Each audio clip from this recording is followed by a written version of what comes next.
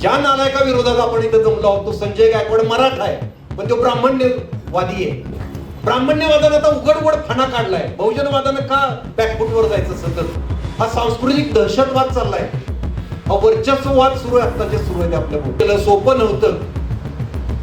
जीवाचा धोका होता आहे अजून तर. रांजाचा पाटील पण कापला, अफजल खानाला पण फाडला, कृष्णा कुलकर्णीचं पण मुंडकं उडवलं. या भूमीतला मूळ संघर्ष हा बहुजनवाद विरुद्ध ब्राह्मण्यवाद हा आहे. हे ब्राह्मण जातीचा आम्ही कधीही द्वेष केला नाही.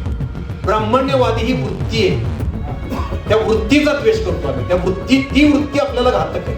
ब्राह्मण्यवादी प्रत्येक जातीत असू शकतो आणि आपले सगळे महामानव या ब्राह्मण्यवादा विरोधात लढलेले. सगळे महामानव महाराजांच्या विरुद्ध हिंदू सरदार लढलेले, राजकीय स्वातंत्र्यासाठी मुघलांशी लढायला लागलं आणि समता प्रस्थापित करण्यासाठी ब्राह्मण्यवादाशी लढायला लागलं. ईडीच्या धमकीला न घाबरून सुद्धा आमच्यात राहिलेले रोहित दादा, माझे friend philosopher guide Indrajit Sawant sir, आमचा लढवय्या मित्र प्रशांत आंबी, आरती ताई, मला प्रेक्षकांमध्ये प्रशांतच्या मातोश्री दिसत आहेत, ज्या त्याच्या पाठीशी ठामपणे उभ्या राहिल्या, उमेश सर आणि सगळे कोल्हापूर भाऊ बहिणी. देजावू हा शब्द तुम्हाला माहिती का? देजावू फ्रेंच शब्द आहे. काय होतं? फ्रेंच शब्द आहे.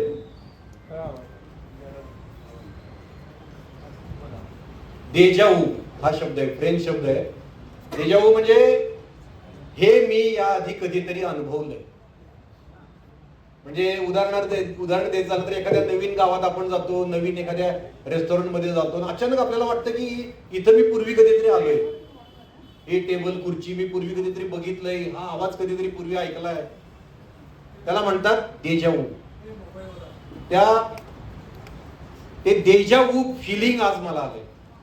म्हणजे मला असं आठवतंय की पूर्वी मी असाच कधीतरी कोल्हापुरात आलो, असाच छत्रपती शिवाजी महाराज आणि जिजाऊ महासाहेबांबद्दल अश्लील असभ्य फोन कोरटकर नावाच्या नीच मनुवाद्यानं आमच्या इंद्रजित सावंत सरांना केला होता.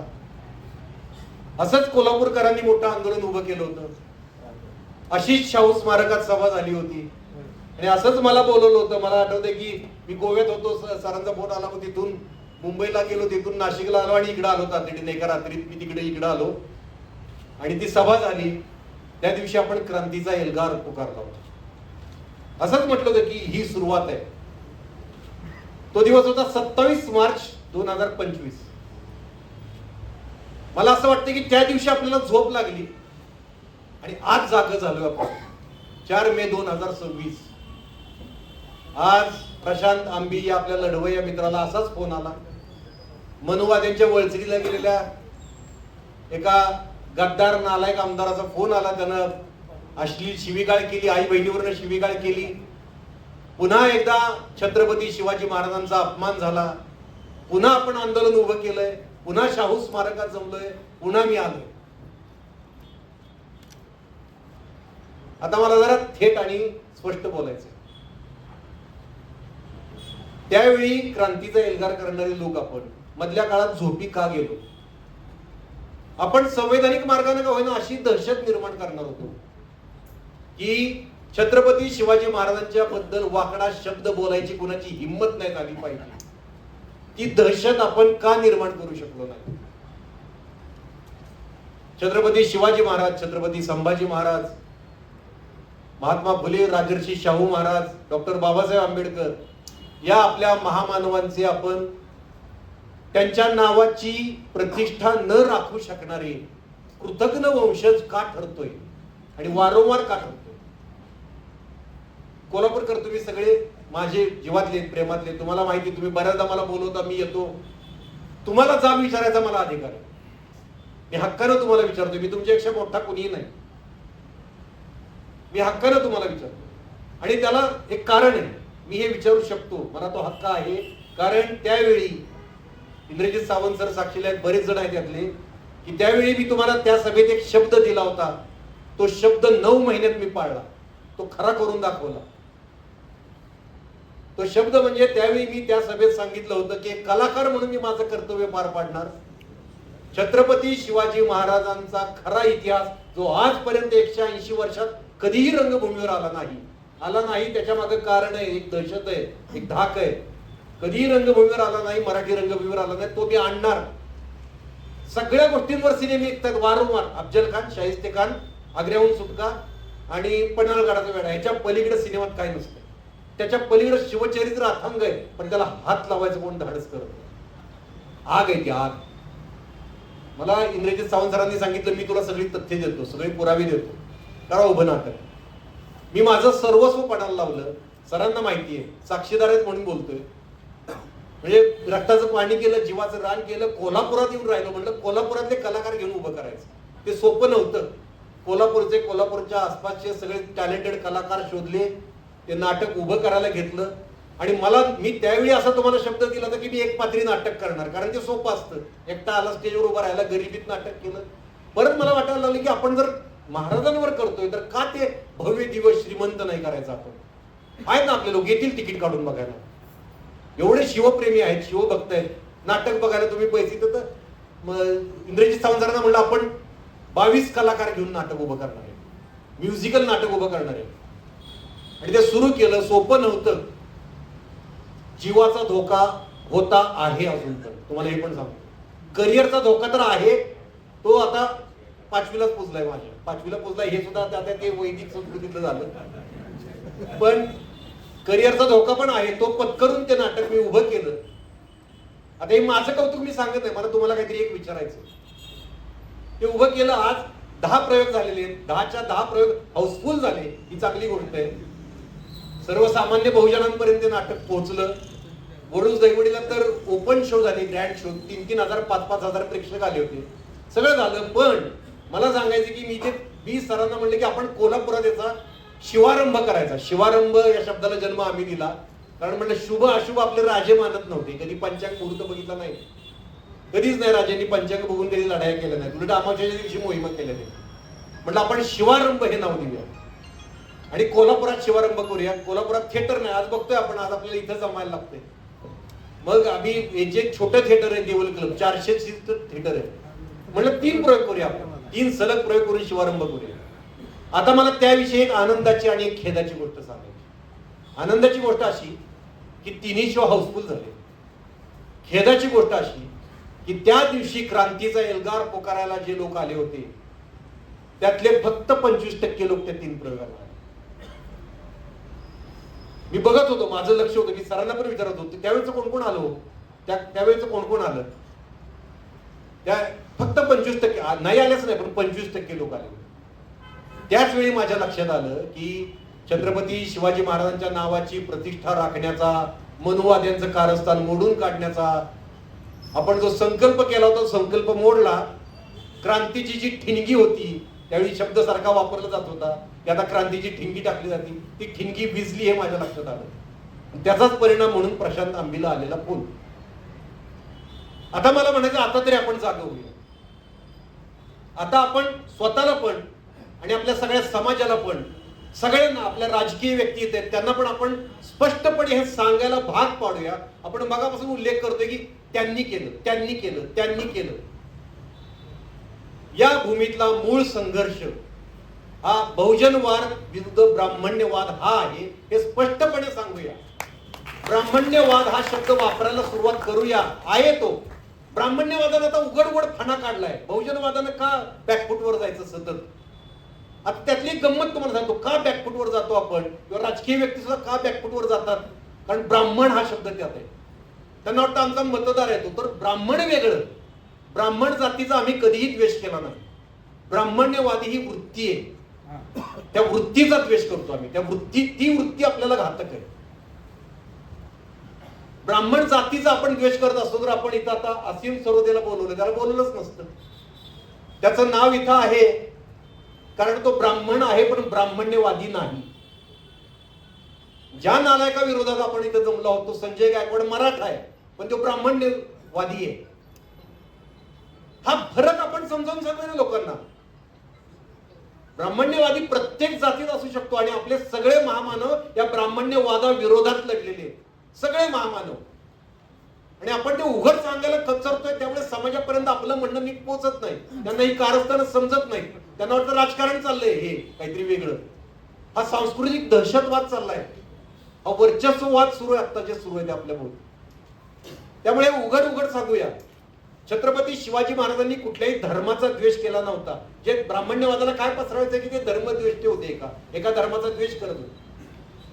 त्यांनी काय नाही, त्यांनी स्वराज्याचा शत्रू होता, त्यांचा शत्रू होता. रांजाचा पाटील पण कापला, अफजल खानाला पण फाडला, आणि कृष्णा कुलकर्णीचं पण मुंडकं उडवलं. स्वराज्याचा शत्रू होता, त्यांचा शत्रू होता. पण काय झालंय, ब्राह्मण्यवादी लोकांना हे सांगितलेलं आवडत नाही. मग लगेच फोन, लगेच शिव्या, हे नका सांगू तुम्ही, कारण त्यात कृष्णा कुलकर्णीचं नाव आहे, ते नका सांगू तुम्ही, असं त्यांचं असतं. मग ते काय, दोनच शब्द असतात, दोनच, अफजल खान आणि औरंगजेब. हे सोडून त्यांचं शिवचरित्र पूर्णच होत नाही. हे सोडून शिवचरित्र पूर्ण होऊ शकत नाही. पण त्या पलीकडं आपला राजा समुद्रासारखा अथांग होता हो, तोच समोर येऊ देत नाहीत ते. अफजल खान, शाहिस्ते खान, जसं ते सोशल मीडियावर आपण पोस्ट बूस्ट करतो बघा, तशी दोन नावं आली की ती बूस्ट करतात. कारण मग मुस्लिम द्वेष पसरवणं सोपं जातं, जो महाराजांच्या मनात कणभर सुद्धा कधीच नव्हता. औरंगजेब, इथे इतिहासकार बसलेत इंद्रजित सावंत सर, औरंगजेब स्वतः कधी आला होता हो रणांगणात शिवाजी महाराजांच्या विरुद्ध लढायला? आले होते ते औरंगजेबाचे हिंदू सरदार होते सगळे, महाराजांच्या विरुद्ध हिंदू सरदार लढलेले. पण हे सांगितलंच जात नाही आपल्याला. छत्रपती शिवाजी महाराज मुघलांविरुद्ध लढले किंवा स्वकीयांमधल्या गद्दारांविरुद्ध लढले. ते या रयतेला, मागापासून उल्लेख करतायत लोक, या गोरगरीब कष्टकरी शेतकरी रयतेला स्वातंत्र्याचा मोकळा श्वास घेता यायला हवा, त्यांच्यात समता प्रस्थापित व्हावी म्हणून लढले. मग त्यांना राजकीय स्वातंत्र्यासाठी मुघलांशी लढायला लागलं आणि समता प्रस्थापित करण्यासाठी ब्राह्मण्यवादाशी लढायला लागलं. हे असं सोपं करून आपण सांगूया आपल्या सगळ्या लोकांना, आपल्या समाजाला, मग ते कळेल.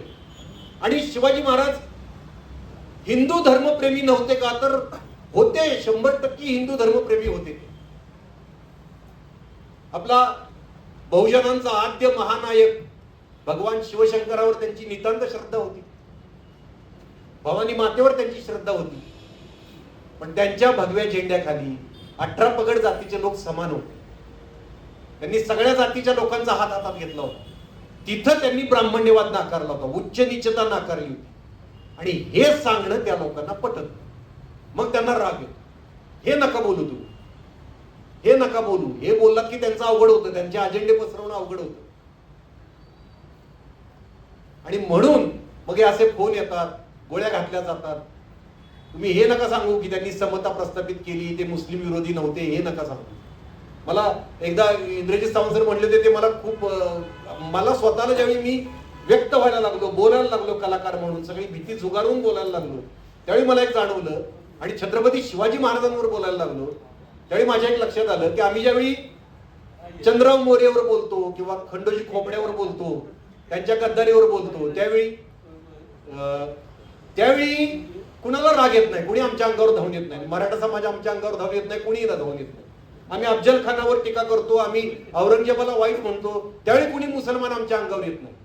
पण आम्ही ज्यावेळी अनाजी पंताने केलेली कारस्थानं सांगतो, आम्ही ज्यावेळी कृष्णा कुलकर्णीने केलेला वार सांगतो, आम्ही ज्यावेळी सांगतो की अफजल खानाला यश मिळावं म्हणून वाईच्या ब्राह्मणांनी कोटचंडी यज्ञ केला होता, त्यावेळी मात्र गदारोळ सुरू होतो. हा ब्राह्मण द्वेष्ट आहे, हा ब्राह्मण द्वेष्ट आहे, हा जातीयवादी आहे. त्याच वेळी नेमकी काय यांचं पित्त उसळतं, त्याच वेळी का खवळतात हे? पण त्यांना कळतं की महाराजांचे विरोधक हे ब्राह्मण्यवादी होते, हे सामान्य माणसाला कळू नये. हे लोक ते सांगतायत, त्यामुळे ते पोहोचेल आणि आपलं कारस्थान उघड पडेल. मग धर्माच्या नावाखाली आपण यांना गुलाम बनवू शकणार नाही. एवढं साधं गणित आहे. आपण शिवरायांचे शत्रू जर विचारात घेतले तर कशामुळे शत्रू झाले हे आधी बघितलं पाहिजे. औरंगजेब किंवा अफजल खान यांना राजसत्ता हवी होती हो, सत्ता हवी होती. सत्तेसाठीचा संघर्ष होता, ते साम्राज्यासाठीचा संघर्ष होता तो. त्यांना काही इथे येऊन सगळ्यांना मुसलमान बनवायचं नव्हतं, तुम्हाला हे सांगितलं जातं. त्यांना जर मुसलमान बनवायचं होतं तर औरंगजेबाने मिर्झा राजे जयसिंगला का मुसलमान बनवलं नाही? अफजल खानानं कृष्णा कुलकर्णीला का मुसलमान बनवलं नाही? त्यांना काही घेणं देणं नव्हतं या गोष्टीची. त्यांना फक्त सत्ता हवी होती, म्हणून ते शिवाजी महाराजांचे विरोधक होते. आता जे मराठा सरदार होते जे शिवाजी महाराजांच्या विरोधात होते, त्याची लिस्ट हल्ली ब्राह्मणवादी लोक पसरवतात. याच्यावरून मोठी लिस्ट असते ती, आणि खरीच आहे ती लिस्ट. मराठा सरदारांनी शिवाजी महाराजांना त्रास दिला का? तर दिला. पण तो काय होता, त्याच्या मागे काय होतं? कुठली विचारधारा वगैरे होती का? नाही. असूया होती, जेलसी होती. जेलसी होती की आपल्यातलाच एक माणूस एवढा मोठा होतोय, राजा बनतोय, राजा म्हणून घेतोय स्वतःला, उंच, आपल्यापेक्षा उंच आसनावर बसतोय, म्हणून तो राग होता.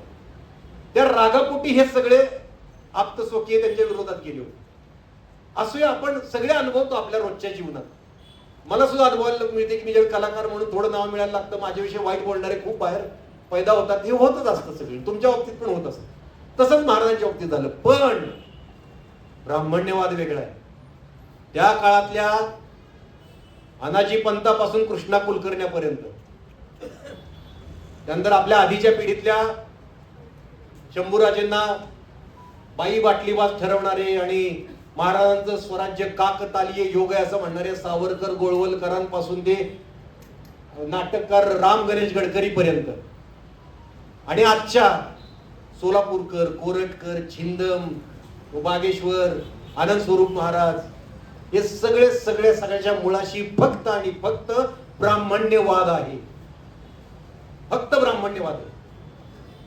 हे समजून घेतलं पाहिजे. आपली संस्कृती समजून घेतली पाहिजे.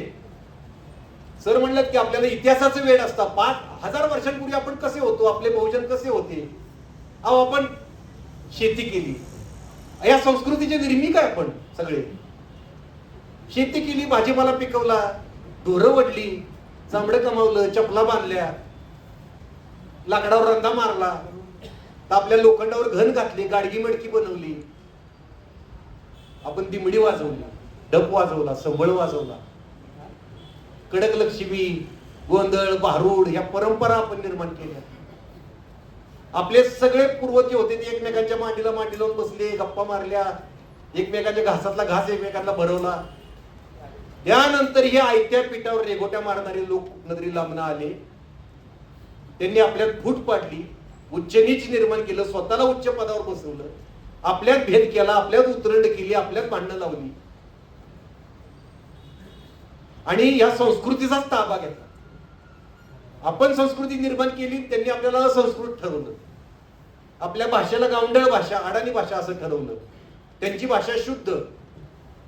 अशा पद्धतीनं वर्चस्ववाद सुरू झाला. आणि प्रत्येक वेळी प्राचीन काळापासून आपले महामानव आले आणि त्यातून आपल्याला बाहेर काढून आपल्यात समता प्रस्थापित करण्यासाठी झटले, झगडले. ब्राह्मण्यवादापासून मुक्ती मिळावी म्हणून झगडले. मग तथागत गौतम बुद्धांपासून जगद्गुरु संत तुकोबारायांपर्यंत, आणि छत्रपती शिवाजी महाराजांपासून ते अगदी डॉक्टर बाबासाहेब आंबेडकर, प्रत्येक महामानवानं ब्राह्मण्यवादी व्यवस्थेतून आपल्याला बाहेर काढण्याचा प्रयत्न केला.